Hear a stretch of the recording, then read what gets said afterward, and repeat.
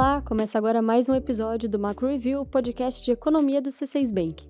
Hoje a gente vai falar sobre a inflação brasileira, que ficou fora da meta mais uma vez. De 2021 para cá, o descumprimento da meta de inflação aqui no Brasil se tornou recorrente. Esse limite estipulado para variação de preços foi ultrapassado em 3 dos 4 últimos anos. E aqui eu estou falando de 2021, 2022 e agora 2024. Os números do IPCA que foram divulgados na última semana mostraram que a inflação no final do ano passado ficou em 4,8%, acima então do limite de tolerância da meta, que é de 4,5%, e bem longe do alvo de 3% que deve ser perseguido pelo Banco Central. Então, o que a gente deve esperar para 2025, o ano em que entra em vigor o novo regime de meta contínua de inflação?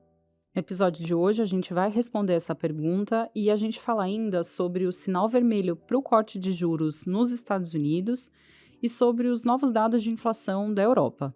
Eu sou a Bianca Alvarenga. E eu sou a Marina Rapa. E hoje é 13 de janeiro de 2025. Vamos lá?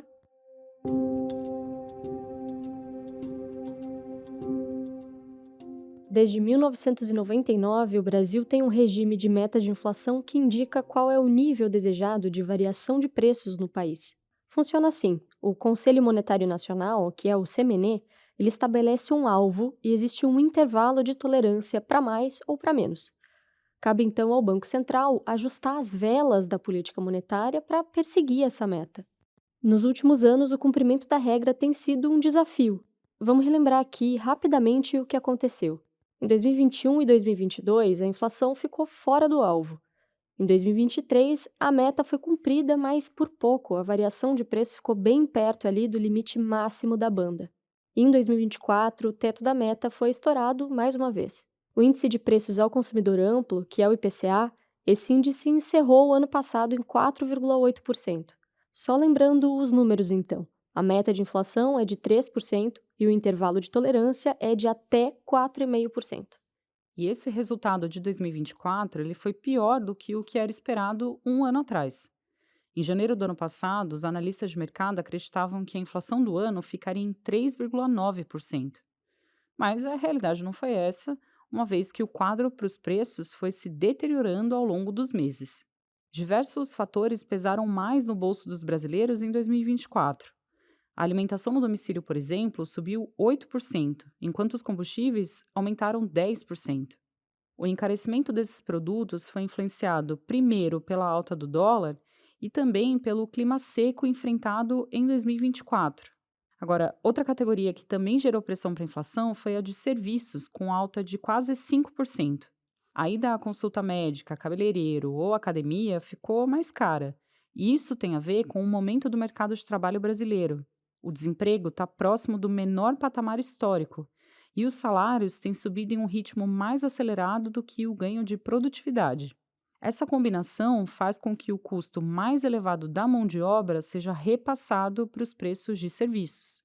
E aí houve o estouro da meta de inflação em 2024, e nesse cenário coube ao Gabriel Galípolo, que assumiu a presidência do Banco Central há apenas poucos dias, coube a ele enviar uma carta ao presidente do CMN, que é o ministro da Fazenda, para justificar a inflação elevada.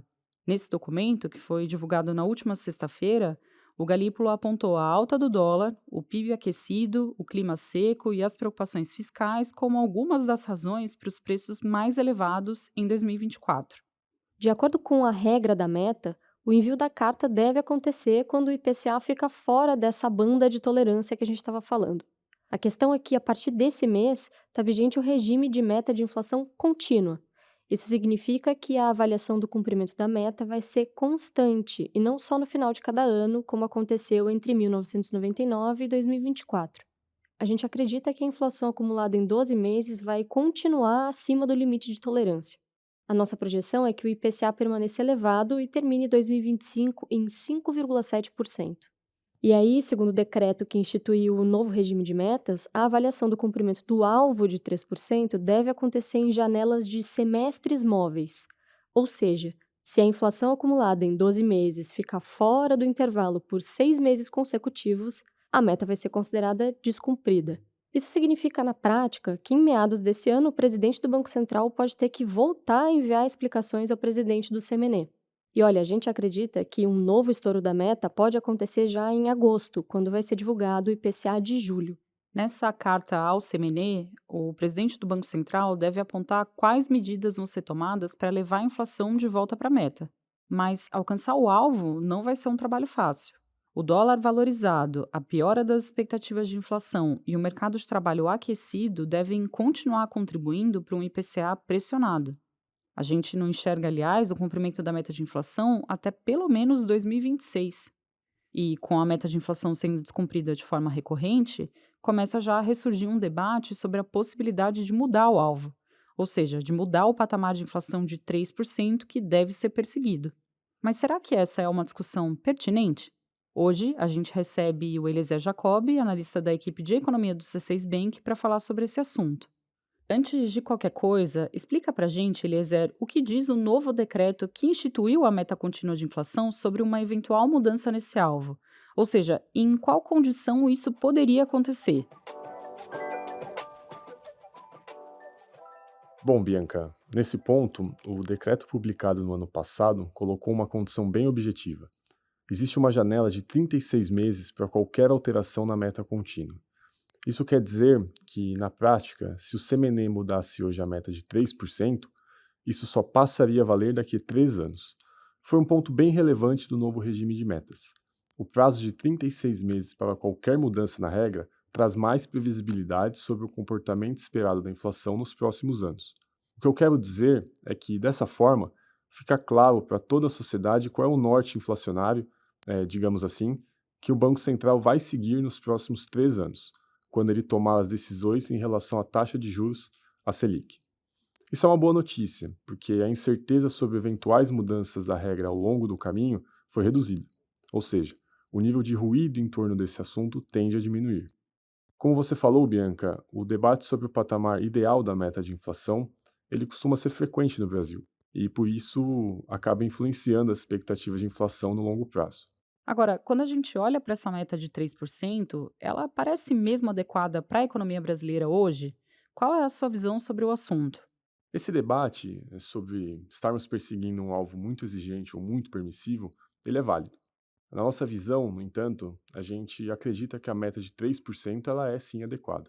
Basta lembrar que vários países emergentes perseguem uma variação de preços nesse mesmo patamar. Por exemplo, 3% é a meta de inflação buscada no Chile, na Colômbia e também no México. No caso do Peru, o alvo é ainda mais baixo, é de 2%.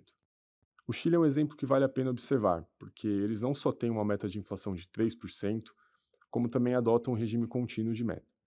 A diferença é que o Banco Central chileno ele mira um horizonte de 24 meses para levar a inflação para o alvo, enquanto o nosso Banco Central ele olha hoje para um horizonte de 18 meses. A vantagem desse horizonte para a convergência da inflação é que ele permite que a meta seja buscada aos poucos, tendo em vista evitar custos desnecessários em termos de emprego e crescimento da economia. Por outro lado, o bom funcionamento da meta contínua exige credibilidade da política monetária.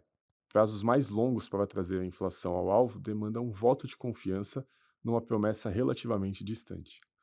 Nesse cenário, Bianca, é importante que o Banco Central continue se mostrando comprometido com o alcance da meta no prazo estabelecido, para que não haja um desarranjo das expectativas. Agora a gente vai falar sobre Estados Unidos. Por lá, o mercado de trabalho continua forte, reforçando a necessidade de uma postura mais cautelosa do Federal Reserve, o Banco Central Americano, quanto aos cortes de juros. Foram criados 256 mil empregos em dezembro. É um número bem acima dos 165 mil empregos projetados pelos analistas de mercado. Outros dados também apontam para um mercado de trabalho americano forte. A taxa de desemprego apresentou ligeira queda em dezembro, de 4,2% para 4,1%, o que é um patamar ainda baixo para os padrões históricos. Os salários continuam subindo, com alta de 3,9% no acumulado de 2024.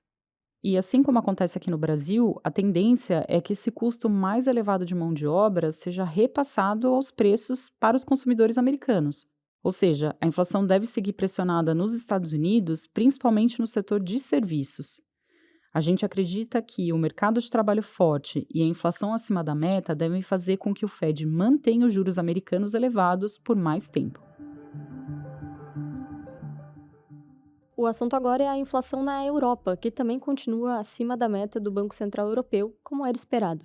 O índice de preços ao consumidor, que é o CPI, esse índice subiu 0,4% em dezembro. No acumulado em 12 meses até dezembro, a inflação fechou em alta de 2,4% na zona do euro. O núcleo do CPI, que mostra uma tendência mais limpa dos preços, manteve o patamar nos últimos 4 meses em 2,7%. Mesmo que esse núcleo ainda esteja acima da meta de inflação de 2%, é esperado que o consumo mais fraco na Europa alivie os preços, levando a inflação finalmente para o alvo. A expectativa do Banco Central Europeu é que o núcleo do CPI alcance a meta em 2026. A gente acredita que a combinação de inflação controlada e atividade econômica fraca deve levar a Autoridade Monetária Europeia a continuar cortando juros na próxima reunião, em janeiro. Hora da nossa agenda, eu compartilho agora os dados econômicos que a nossa equipe acompanha nos próximos dias. Na quarta-feira, 15 de janeiro, o IBGE publica a Pesquisa Mensal de Serviços, a PMS de novembro. A gente projeta uma queda de 0,5% impulsionada pelo grupo de transportes. Ainda na quarta, saem os dados de inflação ao consumidor, o CPI, nos Estados Unidos e no Reino Unido. A nossa expectativa é que o núcleo da inflação americana continue flutuando acima da meta de 2% do Fed, como a gente falou, e no Reino Unido a gente espera uma inflação persistente. Fechando a semana, na quinta-feira, a China divulga o PIB do quarto trimestre e o crescimento total da economia no ano de 2024. A nossa expectativa é de um crescimento pouco abaixo de 5% no ano passado, em linha com a meta do governo, que era de cerca de 5%. Bom, pessoal, é isso. A gente chegou ao fim de mais um episódio. Muito obrigada por nos acompanhar até aqui. Se você gostou do podcast de hoje, aproveita e deixa um comentário aqui pra gente. Segue também o nosso canal na sua plataforma favorita de podcasts. Quem faz parte da equipe econômica do C6 Bank são o Felipe Salles, a Cláudia Moreno, a Cláudia Rodrigues, o Eliezer Jacob e o Felipe Mack. A produção e o roteiro são desse time todo, junto comigo, Bianca Alvarenga e Marina Rapa. A edição de som é da Thaís Andrea. A gravação fica com a Rafaela de Oliveira e a divulgação nas redes sociais é da Maria Fernanda Pedroso. Lembrando que você pode seguir o Macro Review na sua plataforma favorita de podcasts. Assim, quando a gente publicar um novo episódio, você vai ser notificado. É bom para quem quer ficar por dentro da economia e para quem quer conhecer uma visão original dos fatos econômicos. Uma boa semana para você e até a próxima!